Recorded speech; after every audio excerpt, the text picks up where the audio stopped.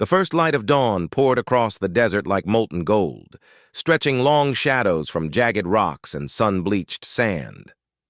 Porter Rockwell rode slowly, one arm bleeding, his coat torn and streaked with powder and blood. The streets of Salt Creek were behind him, smoldering from the night's gunfight, the sniper's shot, the collapsing boards, the screams of deputies. Everything lay in his memory as a kind of quiet symphony of destruction. He adjusted his hat against the rising sun and scanned the horizon. The message from Brigham Young had arrived overnight. The people still need their angel. That message wasn't a command. It was a warning, a reminder that his fight wasn't over, and he knew who awaited him. A dozen hired killers, mercenaries, and Pinkertons, all with one goal: to remove Porter Rockwell from history and to send a warning to anyone who dared to defy the railroad barons or their corrupt sheriffs, counting the enemy. The killers were visible even from a mile away, their horses kicking up dust in a slow but deliberate advance. They were spaced, methodical, moving like predators through the sparse desert brush. Each man was armed, each man trained, each man confident that this fight would be brief. Rockwell dismounted, eyes scanning the landscape. 12 men. 12. Lives ready to be claimed. He counted the spacing, measured the distance, noted the wind direction, and calculated escape routes. His Colt revolvers rested against his hips, spare rounds tucked in his belt. The knife at his thigh gleamed faintly, a last resort weapon if the bullets ran dry. He muttered a prayer under his breath, one he had repeated countless times before a fight. But it wasn't for him.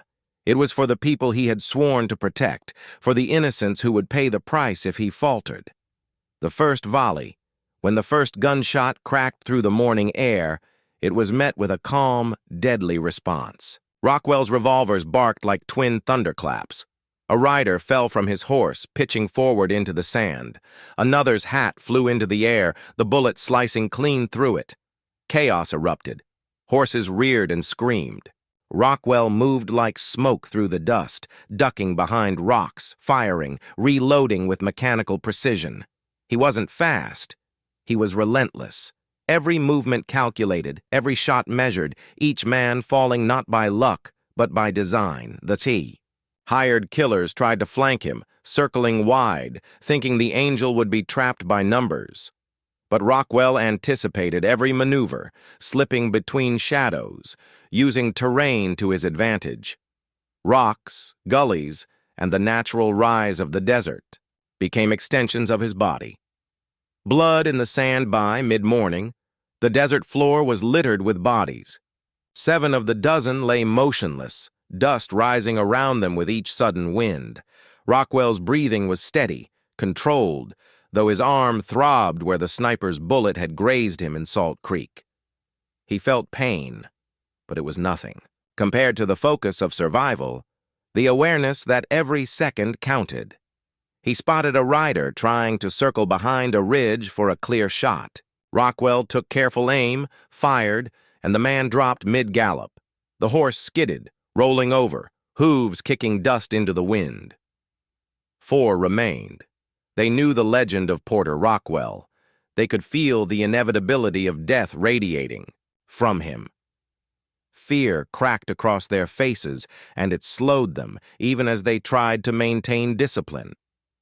The final confrontation. The last 4 converged, realizing that the desert itself was no refuge.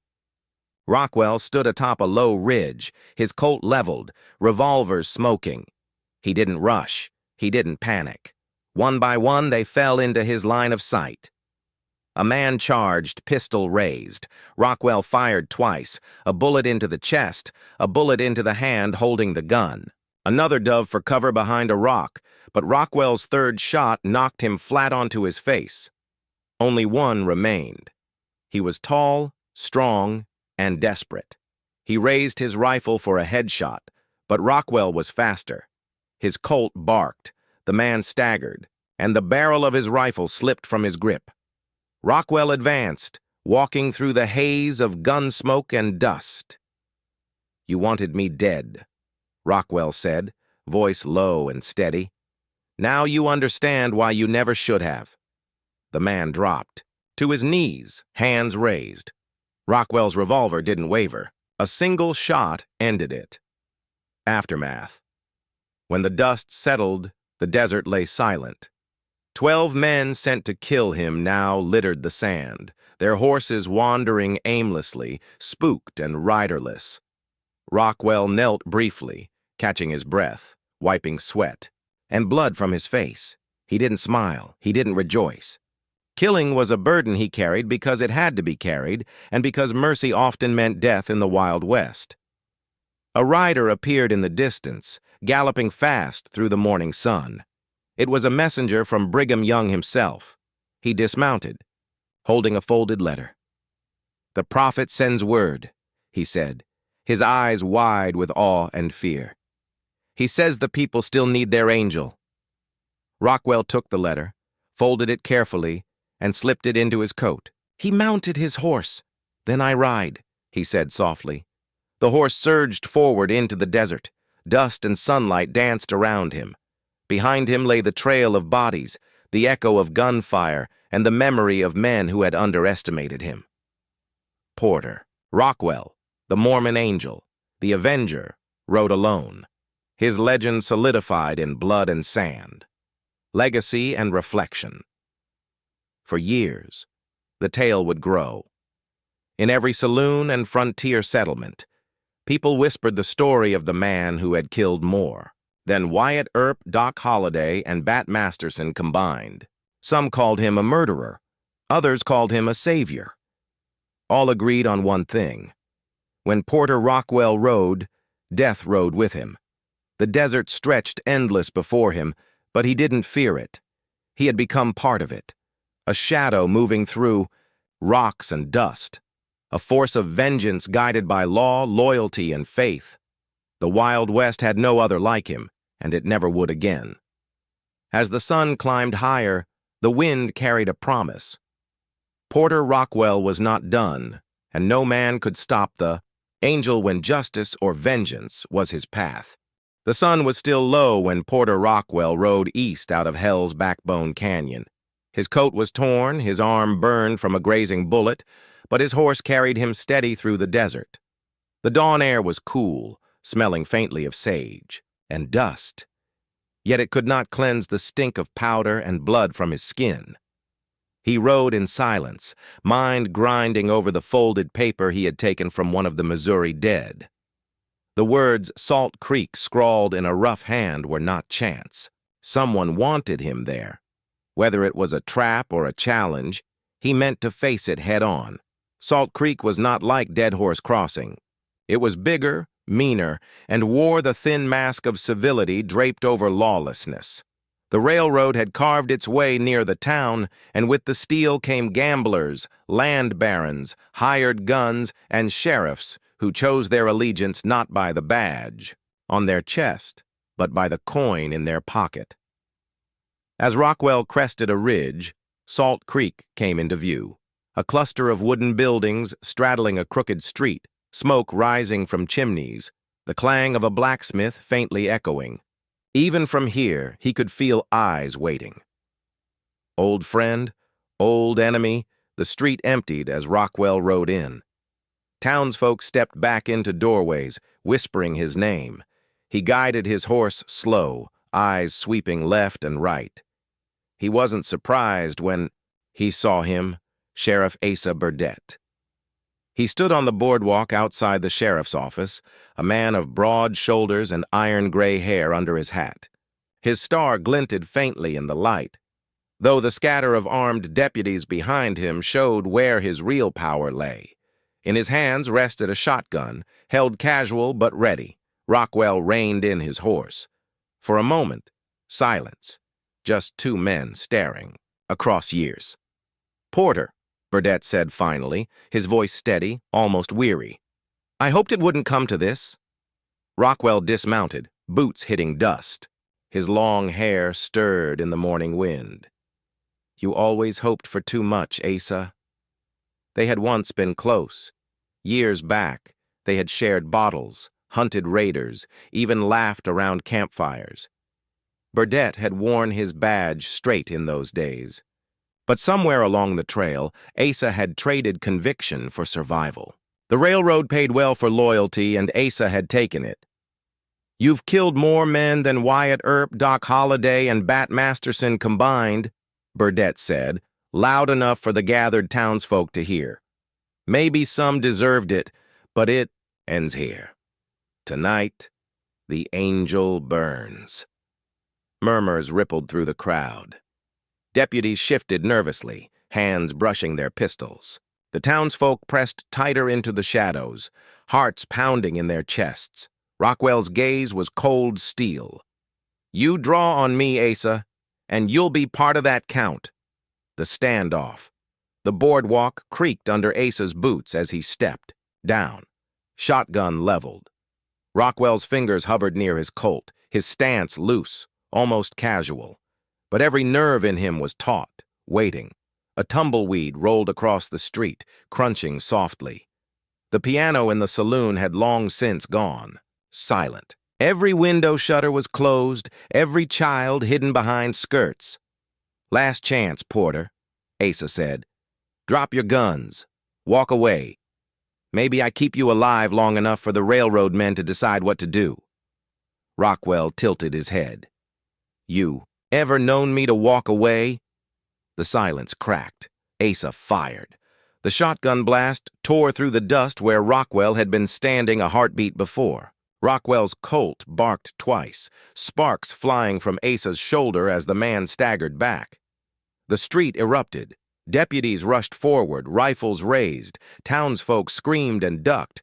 Rockwell spun, his revolver spitting fire with mechanical calm. A deputy fell clutching his chest. Another spun sideways, dropping his rifle. The gunfight roared down the length of Salt Creek. Bullets shattered windows, punched through wooden posts, chewed splinters into the air. Horses screamed and bolted from their hitching posts. A town on fire, Rockwell ducked behind a water trough, reloading with quick, practiced motions. Asa barked orders through the chaos, blood staining his sleeve. "Flank him! Drive him into the open!" Two deputies tried circling wide. Rockwell caught their shadows moving, leaned out, and dropped them both before they could even raise their rifles. His aim was relentless, each shot deliberate. He didn't spray lead like an outlaw drunk on blood. He delivered judgment like a hangman tightening a rope. The fight stretched on, thunder echoing against the buildings. Asa pushed forward, shotgun roaring again, grazing Rockwell's arm and tearing another hole in his coat. Rockwell answered with a shot that splintered the sheriff's hat from his head, forcing him to dive for cover. By now half the deputies were down.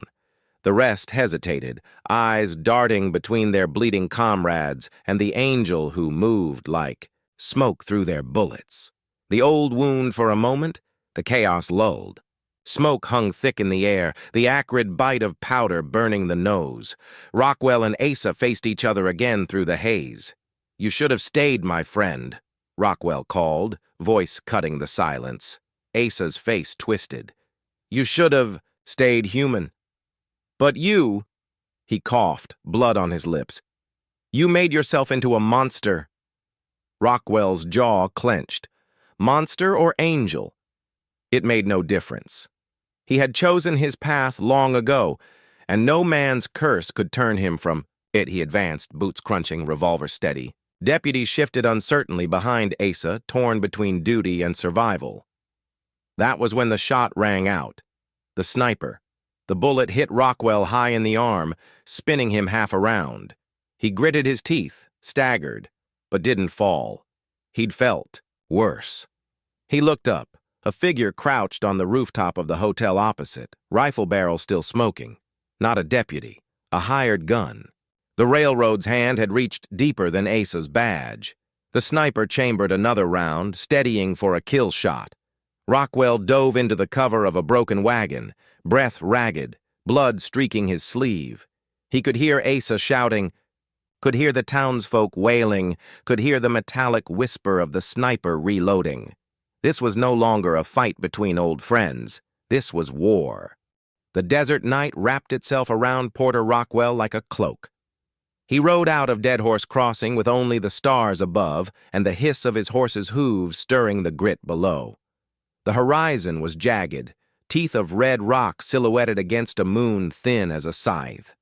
Somewhere beyond those ridges lay Hell's Backbone Canyon, a place men avoided unless they had death in mind. Rockwell had death in mind. The horse snorted, ears twitching nervously. Animals always sense the weight of blood before it spilled. Rockwell's hand came down, steady, calming. His Colt sat on his hip, another tucked in the saddle holster. He never traveled without iron. The weight of those pistols was more familiar than prayer beads, more constant than a priest's blessing. He muttered to himself as he rode, words half prayer, half curse. "They want my scalp. They'll take dust instead." The canyon's mouth. By the time Rockwell reached the canyon mouth, the moon had climbed higher. Its pale light draped the cliffs in silver, turning the stone walls into jagged towers. The path narrowed, funneled between high ridges. Every instinct in him screamed trap. He dismounted. A man on horseback was too easy a target here. He looped the reins and slapped the horse gently. "Go on, boy. Wait for me down the wash." Thitsades. Animal bolted, hooves echoing like a drumbeat swallowed by silence. Rockwell stepped forward, boots crunching gravel. His eyes swept the shadows, searching for the glint of metal, the twitch of movement, the shape of men crouched where stone met darkness. Somewhere in the black, a voice whispered. Then the soft metallic click of a rifle bolt being drawn. The ambush springs.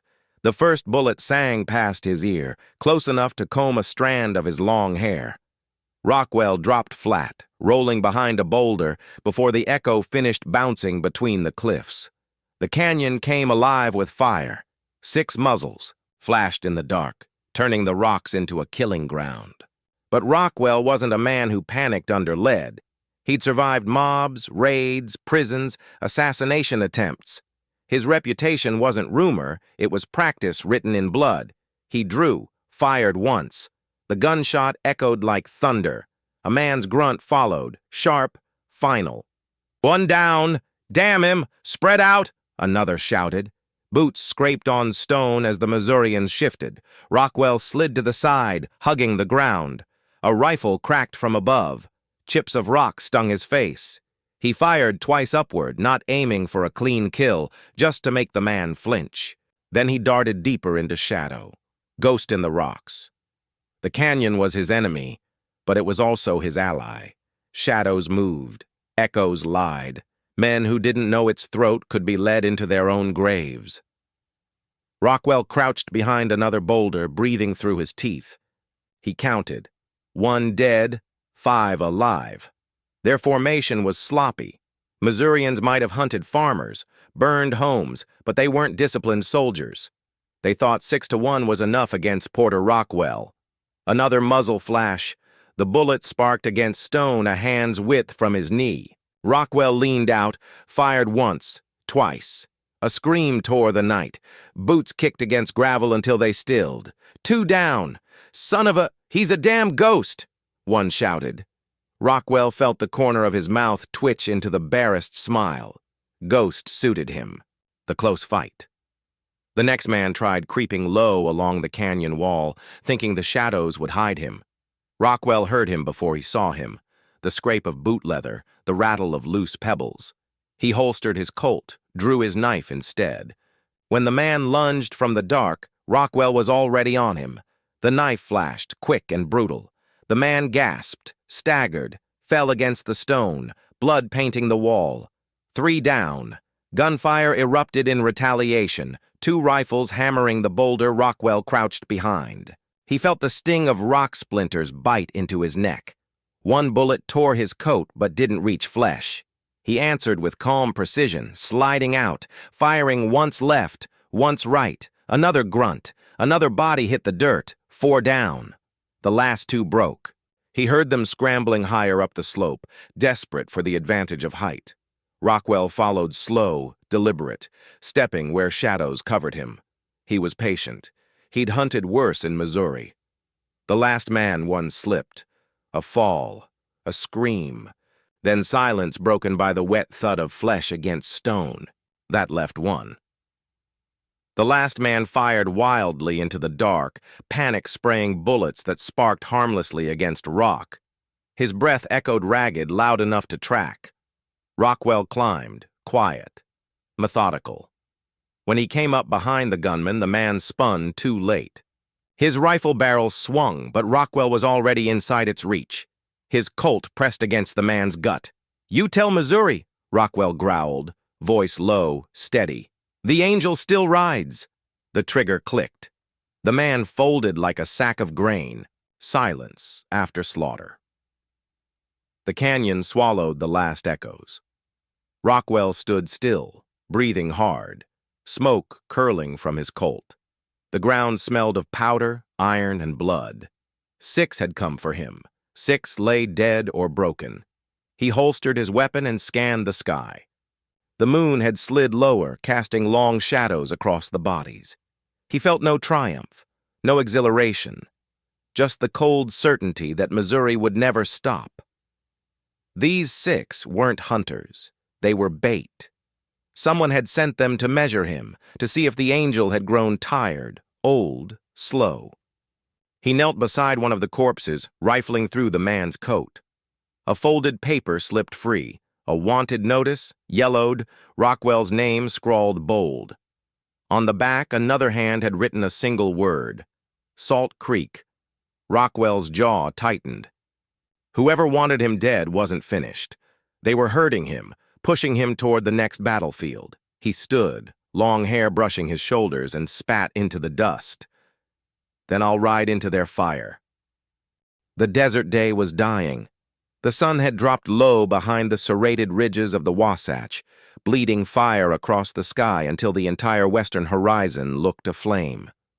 The air shimmered with heat and dust, and even the cicadas had grown quiet, as though the earth itself was holding its breath for nightfall. A single rider approached out of that glow, horse and man silhouetted against the blaze like a black omen. The rider's coat was torn, the edges stained by weeks of travel and the stray holes of bullets that had already missed their mark. His hat sat low on his brow, shadowing eyes that glittered beneath the brim. His hair was long, longer than most men dared keep it, wild and thick, flowing down like a mane. That hair was not just vanity. It was a covenant. The rider was Porter Rockwell, and wherever his horse carried him, silence carried with it. He rode into Dead Horse Crossing, a settlement crouched in the desert like a tired outlaw.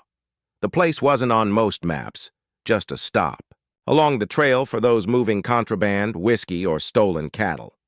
A few scattered buildings lined a crooked main street, a saloon with a roof half-caved, a blacksmith's forge belching smoke, a boarding house leaning like it was ready to collapse, and a sheriff's office that looked more like a chicken coop than a seat of law. By the time Rockwell's horse clopped into town, folks already knew who he was. Word traveled faster than any telegraph line. The Mormon angel, the destroying angel, God's avenger. He had earned every nickname the frontier spat at him. Some claimed he had been Joseph Smith's bodyguard. Others that he hunted Missouri assassins for sport. And still others whispered he was part gunman, part ghost, protected by prophecy. So long as he never cut his hair, no bullet could kill him. The townsfolk felt him before they saw him. Women yanked children off the street. Men folded their cards, swallowed their drinks, and slipped their pistols into easy reach. A stray dog barked once, then whined and darted away. Even the wind seemed to die. Rockwell dismounted slowly, boots striking dust as he tied his horse to the post outside the saloon. He didn't hurry. Men like him didn't need to. His presence was enough to unnerve a dozen outlaws without firing a shot. The saloon doors creaked open when he pushed through. Inside, lamplight swam through whiskey haze, illuminating a room thick with card games, spilled liquor, and sweat-stained faces. A piano man tried to keep his hand steady, but his song stuttered to silence the moment Rockwell's boots crossed the floorboards. Conversation cut off. Glasses hovered mid-air. Every man present knew the stories. Wyatt Earp might have been a name in Kansas. Doc Holliday might have held down Tombstone. Bat Masterson had his share of victories. But Porter Rockwell? They said he'd killed more men than the three combined, and still walked the earth untouched. He didn't scan the room like a braggart or a bully. He simply moved to the bar, his coat swaying like a shadow. His voice, when it came, was low but hard. "Whiskey." The barkeep nearly dropped the bottle. He poured with shaking hands, spilling half across the counter. Rockwell didn't complain. He downed the shot in a single swallow, slammed it back on the wood, and set his elbows there like stone pillars. Behind him, whispers began to slither again. "That's him, ain't it? The destroying angel. They say he rode with the prophet himself. They say he can't be killed." Rockwell ignored it. He wasn't a man who traded in rumor or basked in the fear it drew.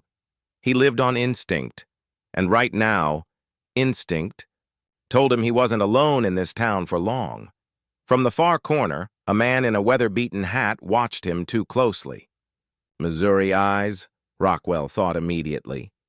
He'd spent years learning the look, ever since the bloody nights when mobs stormed Mormon homes, dragging men and women from their beds. Rockwell had carried the memory of Missouri in his finger. Those men never forgot him either. By the time the night stretched deep, Rockwell was saddled again. He didn't linger in Dead Horse Crossing. Towns were nests of vipers, and he had no love for lawmen who served coin more than justice. But as he left, a rider slipped from the shadows to intercept him. The man was pale, shaken, his hand clutching at Rockwell's stirrup like it was the last plank of a sinking ship. "They're here for you," the man gasped. "Missouri men. 6 of them. They camped in Hell's Backbone Canyon. Said they'll take your scalp, angel or not." Rockwell's jaw tightened. 6 men. That wasn't a hunting party. That was a message. Missouri hadn't forgotten their vendettas, even after all these years, and they'd chosen a canyon, a place made for ambush and blood. He looked down at the frightened man, then gently pried the hand from his stirrup. "Then Missouri gets what it's asking for." Without another word, Rockwell turned his horse into the night, his silhouette vanishing into desert blackness. The townsfolk who had gathered near the boardwalk whispered prayers and curses alike as he disappeared. Some said he was riding into his grave. Others said he was about to carve more notches into the legend that already outshone every gunman from Dodge to Tombstone. Above them, the stars blinked coldly, and the desert wind began to stir again, carrying grit, silence, and the promise of violence. Expansion layers. Wyatt runs deep. Atmosphere. I fleshed out the environment, sunset, desert, town layout, saloon mood, to create that cinematic, you can see it like a movie feel. Psychology. We glimpse Rockwell's covenant, long hair, divine protection, his distrust of towns, and his relentless memory of Missouri vengeance. Foreshadowing. Missouri gunmen in the canyon are seated at the end, tying directly into Part 2. Myth and fear. Townsfolk whispers show his reputation, contrasting with how he actually carries himself, calm, disciplined, never needing to boast. Tension. Even without a shootout yet, the scene brims with danger. Everyone feels violence is one heartbeat away.